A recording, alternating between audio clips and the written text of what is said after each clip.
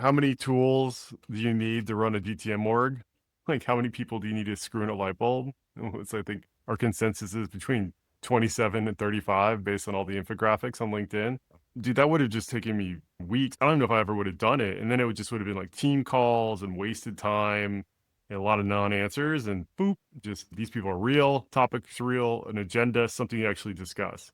It was clutch. So like how many specialists can they scale down now that like you have specialist ability at your In some sense, it's kind of scary because you could be disintermediated by Codex or Claude Code because it's like, I'm not using Clay directly. And so Clay's like, well, who owns the customer?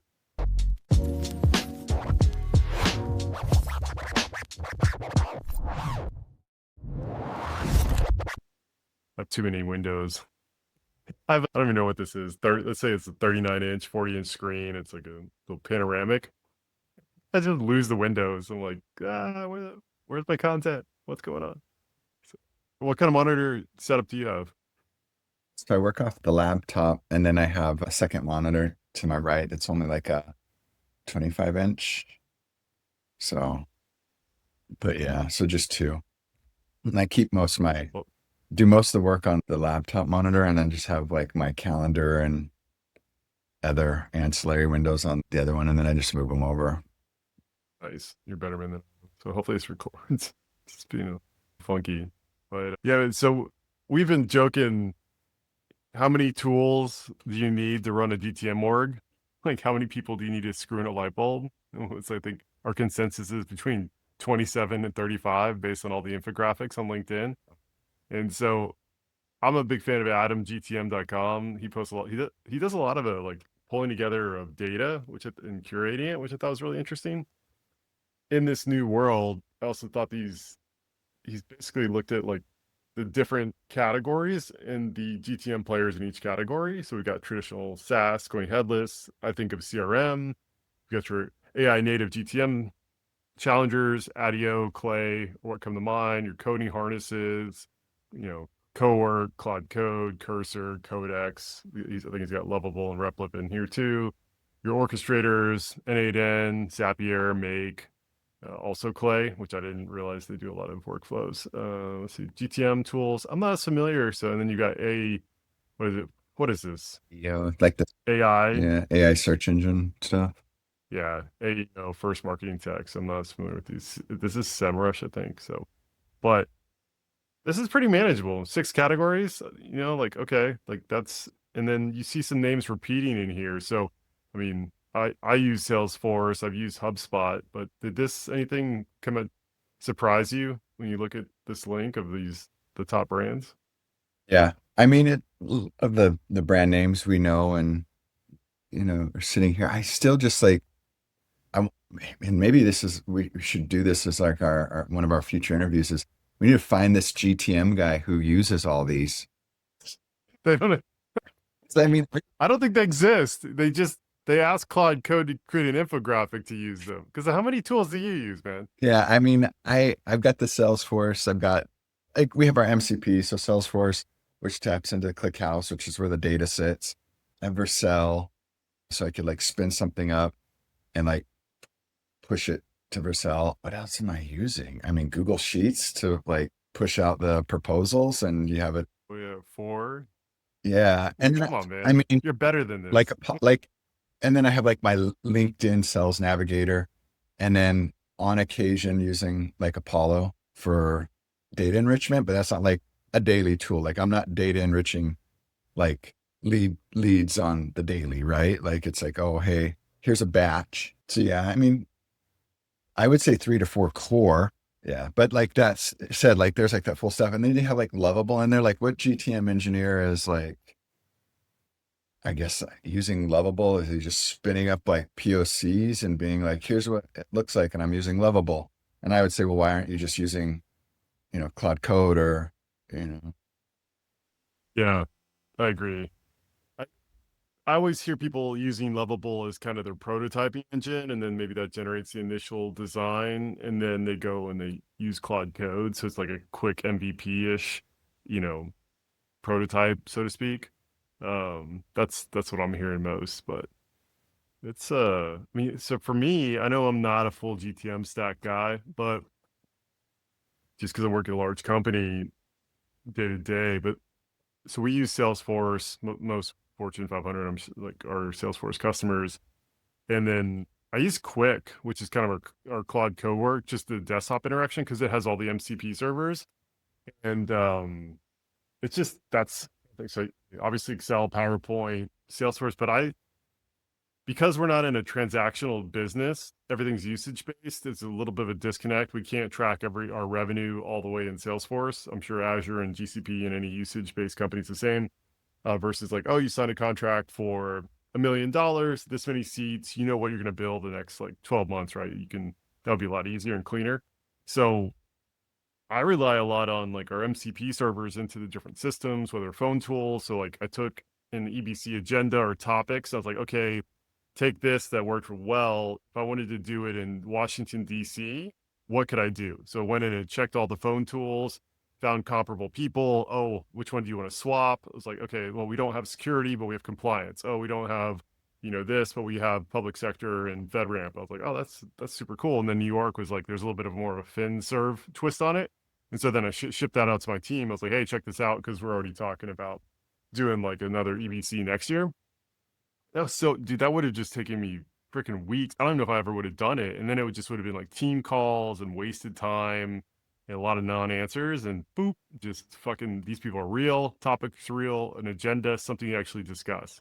It was clutch. Yeah, that is like sick. Yeah, to think and yeah, I mean, and maybe not applicable to those who don't understand a phone tool or having to go through and like try to hunt down. But yeah, that is pretty awesome that it just like automated that whole thing. If you like, and off your like natural languages, you hit like the audio transcribe, hey, go do this for me. Like being able to pull that off that's pretty amazing. Yeah. Another one I used was we're working a forecast for one of our services around storage. And so same thing, I just went to Quick and it was, again, it's just, could be Codex, could be Claude Cowork, put in your favorite tool. I was like, okay, I did. So this, what is the petabyte footprint today? And so it actually went back and checked our system. So I think they've done a lot of data like consolidation where it could live in Salesforce or via Salesforce, it can pull some of this stuff.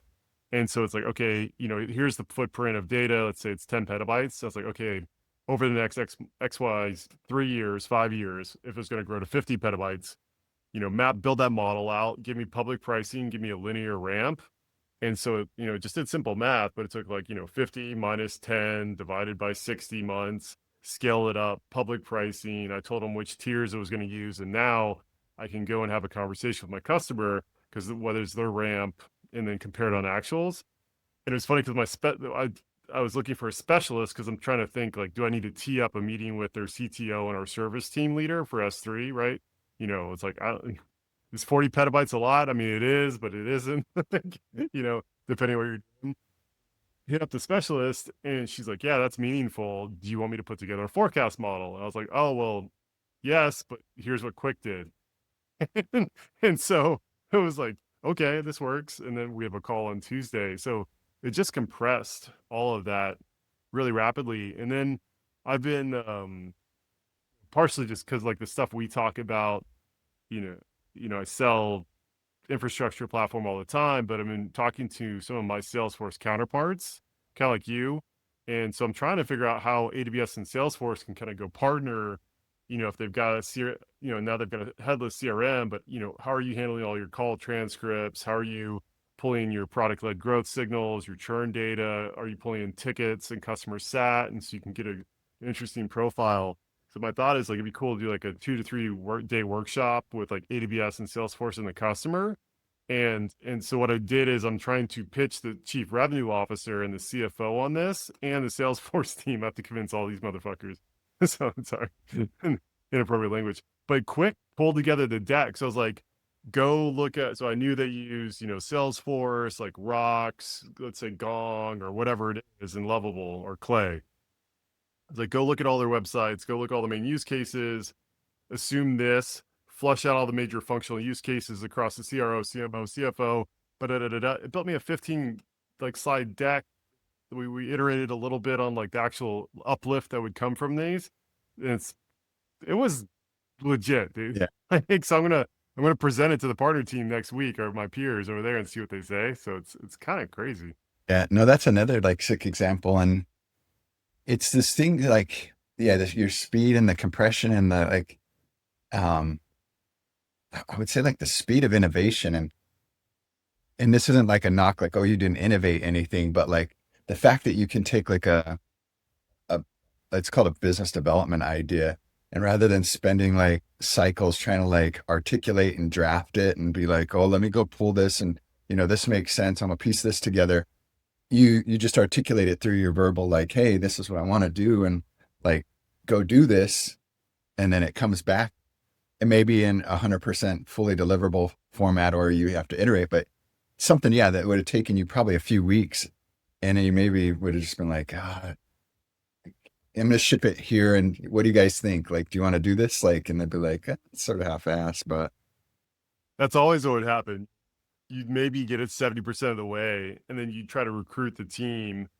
But if that wasn't their vision, they didn't buy in, it didn't really help with their goals. They're like, it's cool. What does the customer think? It's like, no, I'm trying to pitch the customer on this. Do you want to help? They're like, yeah, And so it's now you can get to that 90%, that 95%. And it basically goes from huge time suck leading nowhere to like much less of like a time investment. And then now you can iterate through ideas a lot faster.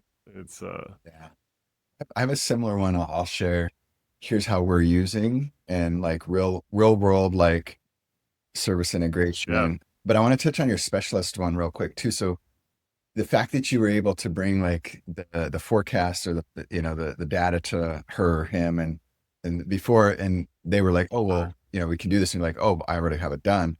Not to say you're replacing her job, but then the question is, do they need more of her? So like, how many specialists can they scale down now that like you have specialist ability at your fingertips? You still need the specialists, but now you don't need like 10 on staff because they're not spending the cycles building those forecasts. Because historically, you and 3 others might come to her in the same week and be like, hey, can you run a forecast for these? And she's working on 3 different forecasts.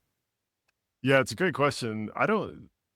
So this is where I'm super biased. So Excels have always been pretty easy for me. Now, granted, they are lightweight Excels. I'm not a financial analyst. I'm not building fancy models with macros, but something linear or just some key assumptions. And I was always surprised how many people struggle with that in our roles as reps. But to your point, the main value the reason I reached out to her because I needed a gut check on is 40 or 50 petabytes meaningful to the service team. Because what I'm trying to go is like, if it is, then I want to short my executive relationships. And so I need her connection to the service line leaders and like understanding of their priorities and opportunity sizes.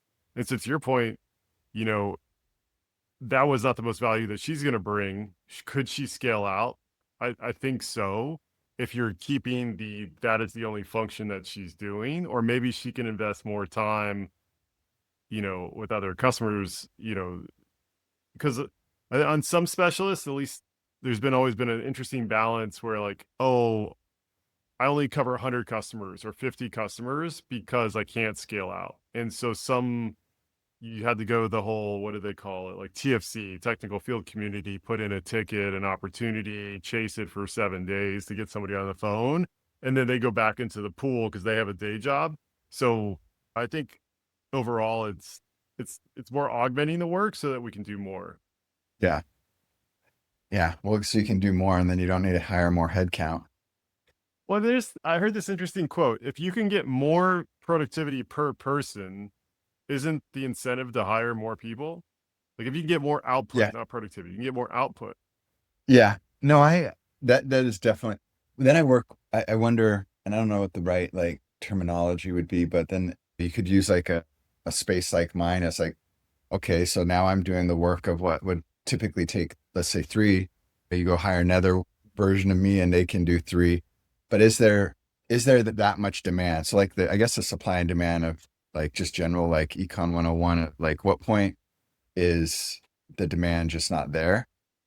And so you have this, I guess you Yeah. using the AE as the supply side, you're able to handle this work, but if the demand's not there, but then I guess you reach the equilibrium and you realize where the fat is and then you cut from there.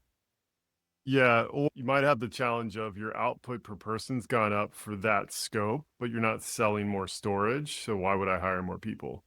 Yeah. Which is kind of the net output. And so if you have all these more productive people, then you have to either one, you just don't hire as much to your point, or you have to reallocate the resources of your people of what they should be focusing on. So it's more value added activities to drive the revenue. Because just like token budgets aren't unlimited, headcount budgets aren't unlimited either. If you're not growing revenue faster, then like why are we investing more in the inputs, right? So like it's just that's a race to the bottom. So Yeah.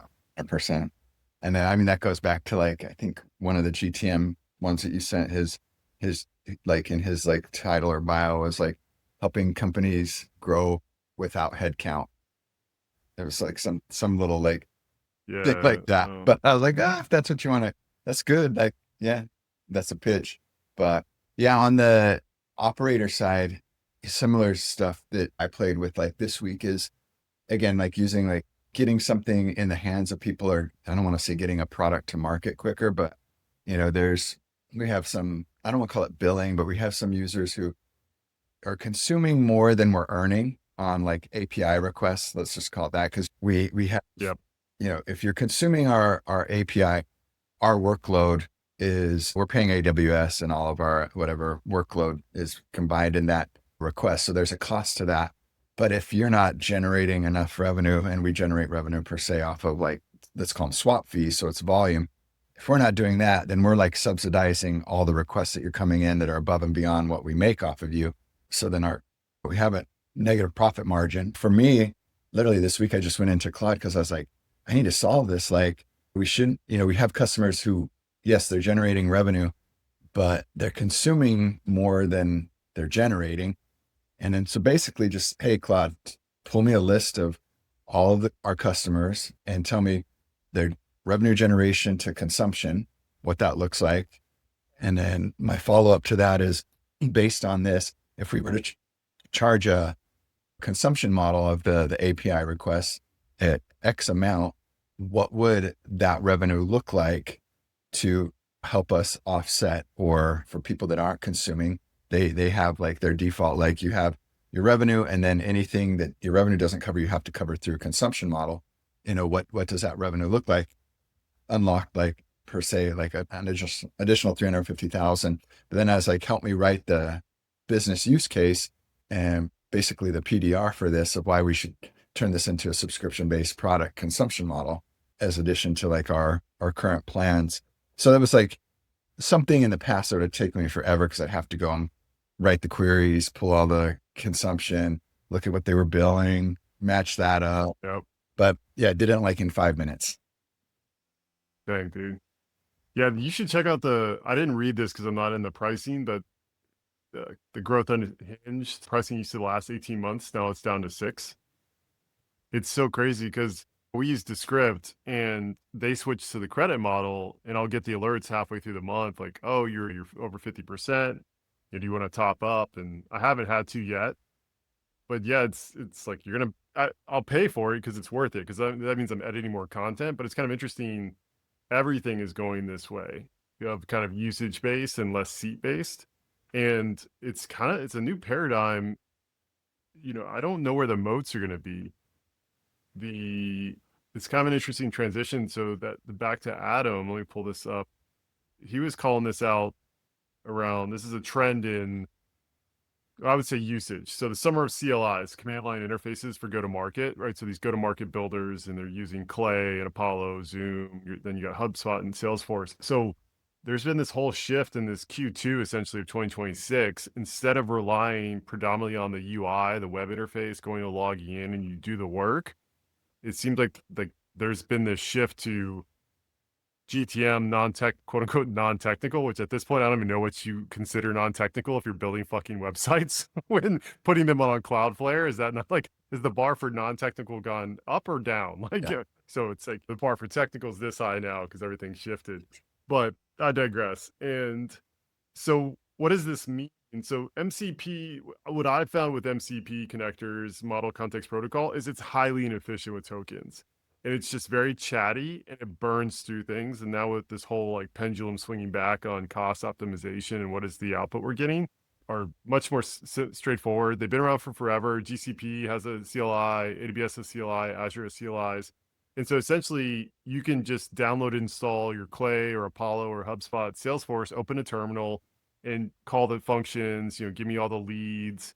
But you can also, if you're using Codex or Claude Code in the terminal, they can use the CLI. And so it's essentially like a version of going headless. And so allowing these large language models to run all the queries on top of it.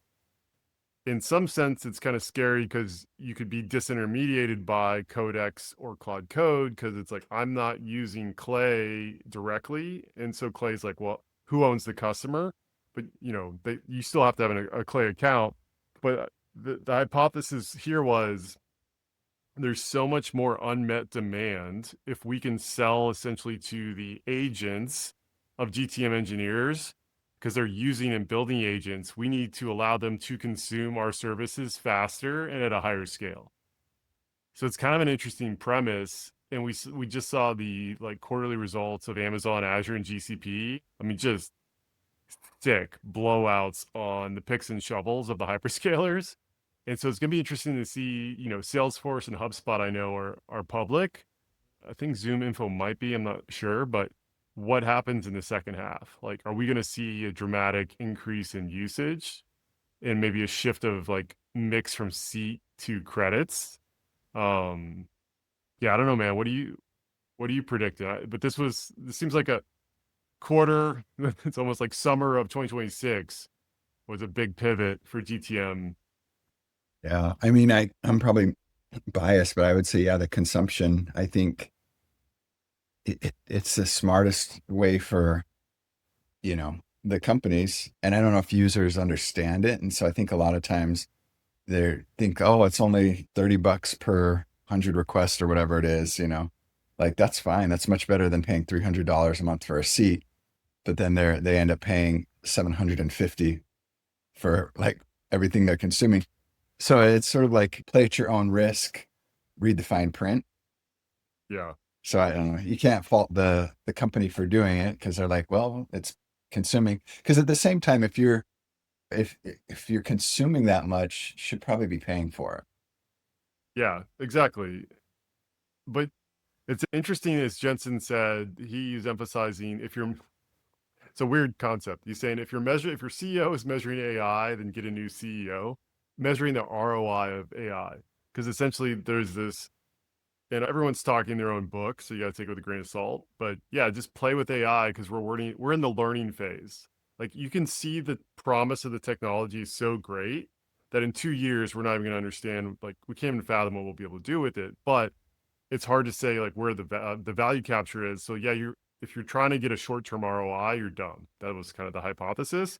And so it's interesting, you know, the adage used to be don't build it and hope they come, right? Like that was like no, find your market, find your fit, then build it. Don't build it and then try to sell it.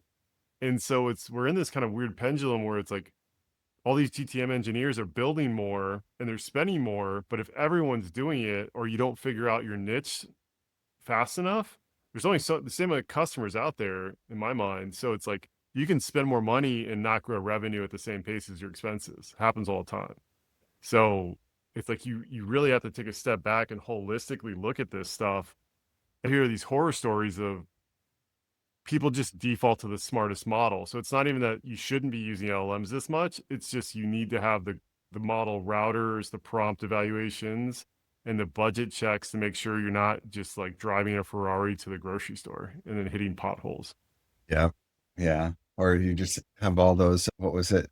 Jess used to say the zombie servers running under your desk, Yeah.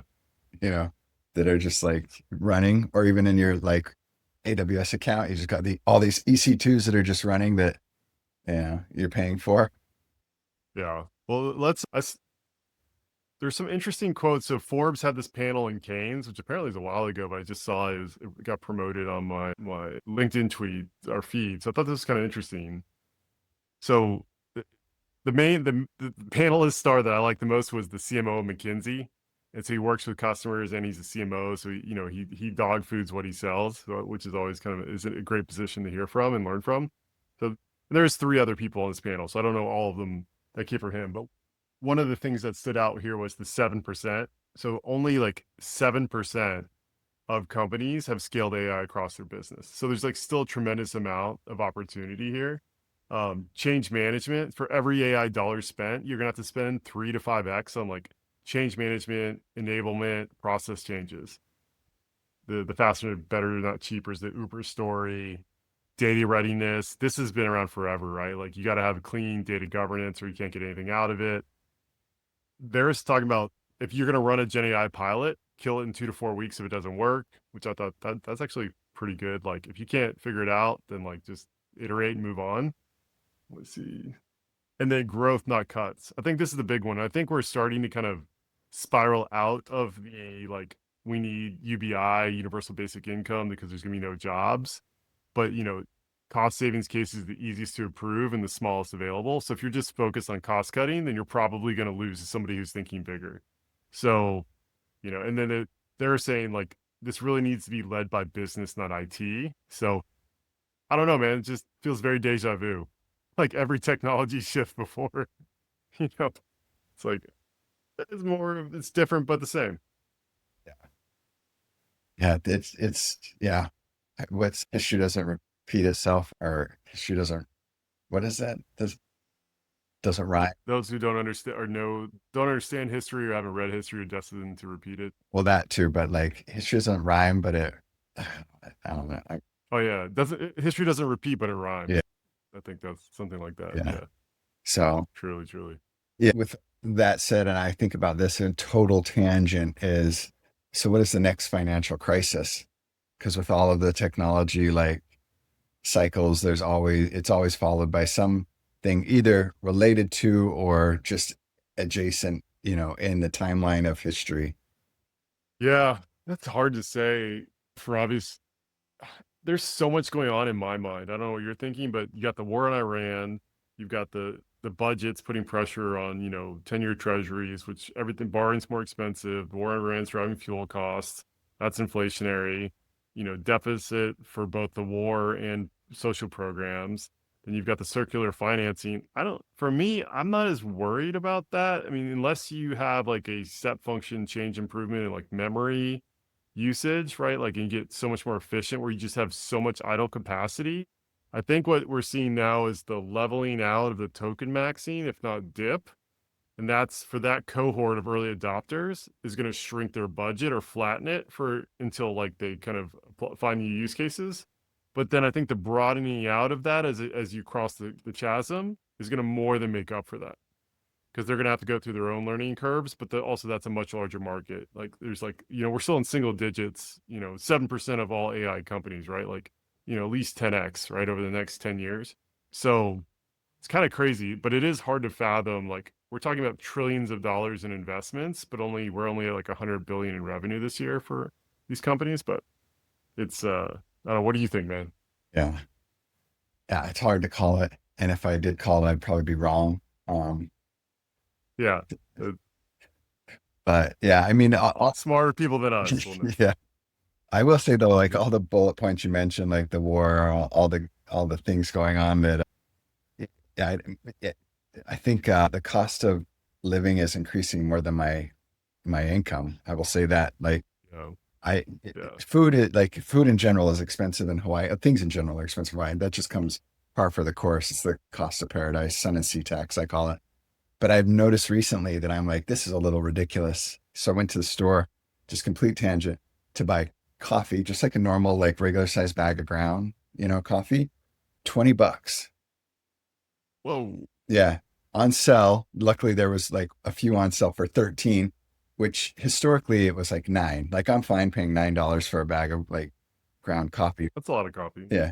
But $20 is like, it's a little like, I'm like, I'm probably not going to drink coffee much longer if it's Yeah, if I got to pay $20 for a little small bag. Yeah, yeah, that's so real, man. I'm still caught up on. We have family coming in, and we're gonna do hamburgers, and ground beef is on average $7 a pound. I'm just like, it's 80/20. We're not talking lean meat, high end meat here. Where it's 80/20 or it's 27. What is it? 27/73. Sorry. Yeah, it's just blows my mind. But then I'll leave us with a little bit of like cost savings. So before we chatted, I'd gone on the website or the Fringe Line website, and I'd done some screenshots and jumped on my iPad, and I did a little bit of like, circle this, I want to change this, and this, save it back to my photos. Now I could have done that on the Mac too, but then I went into my Mac because it's easier to type, and did like add markup, add some text, like, so I put the text box and went, this change, this should do this, and then I created a new folder in Claude Code project for Fringe Lines, and then I just like said, check out the document, because I described what I wanted to change, and then look at the screens, and it's like right now it's revamping the website and running it on my Docker host, and then I'm going to push it up to Lightsail. So you don't need all the fancy tools for everything. Like, you can do, like, for small scale stuff, like you can do really cool things with just like prosumer grade stuff. So. Yeah. Yeah. And also everything you just mentioned historically would have taken you probably a day or a weekend to plan, organize, and just like work through. Truly, I've honestly, I kind of feel like, I don't know if it's the next wave, but what needs to happen, we need a better way to give agents feedback. You need like a better interface, at least for visualizations, like, of conveying like the taste component. Because everybody's talking about the barbell, it's taste and build, right? And so, you could build really fast, but if it's all looks the same, so like really the curated, like, what's your ICP and what problems are you solving? So like around taste, just seems I don't know, it just feels there's a jagged edge of how I give my Quinn feedback, so it's more personable to what I want visually than it should be, a lack of a better term. Because if you have 1,000 agents working for you, how are you managing them? Like, how are you deeming? You have agents evaluating others' agents' quality, but when it comes to human taste, like, how do you give that feedback in that direction? Like, that seems like it's missing. I just feel like that's going to be coming out in the next like 12 to 18 months. If not At least I hope. already worked on and inside of OpenAI and Anthropic. They're already playing with it internally. Yeah, like, what you remember when AWS used to be like, reInvent used to be like, what companies are going to get killed this reInvent, because a new feature got launched. Yeah. It's interesting, like, everybody Anthropic and OpenAI have partnered with isn't a great partnership anymore. Like Apple with OpenAI, and Figma with Anthropic Claude Design, and yeah, it's I don't know, man, it's like partner at your peril. Yeah. It's but on that note though, well, not note, but like there was somebody who this week was like it got a bunch of likes, and even like somebody reposting it got a bunch of likes, but they were open sourcing, I don't know, some skill that basically was like, oh, you can go in and like reverse engineer Whoop. So like Whoop is my band, reverse engineer like different apps like that people use. And people are like, yeah, this is great. Like, these companies are going to die. This is great that we can do this. And in my mind, I'm like, I don't want to reverse engineer Whoop because like I like it at this where it's at now. And I expect that in a week or two, they're going to ship me some updates. Like, I'm not going to go and ship myself updates. And like, yes, I think there's maybe cool product features, but I would rather send that to them than me try to like continually iterate my Whoop and manage it myself. Like, it goes back to like the oil changing analogy. Like, it's great. I could change my oil. I could reverse engineer and build my own Whoop software. I don't want to. I agree, and I think but it also, that misses something that's obvious once you think about it, because everyone focuses on how I can recreate what I'm using in Whoop today. They never focus on what features is Whoop building that you're not thinking about. Yeah. Because it's like, if I see a door, it's like, yeah, I have a door, I'll make another door. But like, when you're coming up with the design for the door, you can't copy it because it doesn't exist yet. And when you have like, teams of tens and hundreds collecting feedback from all the different customers to build a better product, like you're not getting that. So, I mean, essentially what you're saying is I'm just signing up to copy Whoop forever. For every app that I have, I'm just going to build and copy their apps. Cause like you're not looking around corners because theoretically you should have a fucking day job and not be making your income by saving money on paying subscriptions on apps for $2 a month or $10 a month. Exactly. But I don't know. And It's your so feature fun. parity is like where it is today, to your point. It's like not where it will be in 6 months or even next week when they release the new feature and like, oh, like I said, I don't have time or energy that I want to like manage building my own Whoop. Exactly. So it'll be interesting to kind of see how all the SaaS apps play out because the proliferation, it just feels like we're going to have a pendulum swing back and a consolidation play.